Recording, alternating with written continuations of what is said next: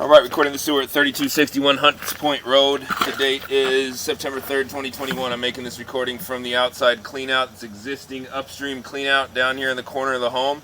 I pushed the camera all the way up into the cast iron pipe inside the foundation of the home. We're going to come back from this point straight into a 4-inch diameter Bob Oates New Flow Cure-in-Place pipe liner.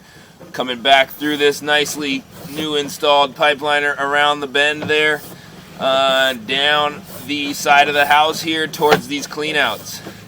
This liner's been in the pipe for about a month already now, so that's why you're seeing a little sewage and that whatnot in there. Then the liner lips directly into the PVC plastic, just as we had prescribed, that is associated with these cleanouts. There's an upstream as well as a downstream. Take a look, there's a cleanout I'm making this recording from. There's its brother right next door that goes downstream. That's the extent of the Bob Oates sewer work we've done today. End the video.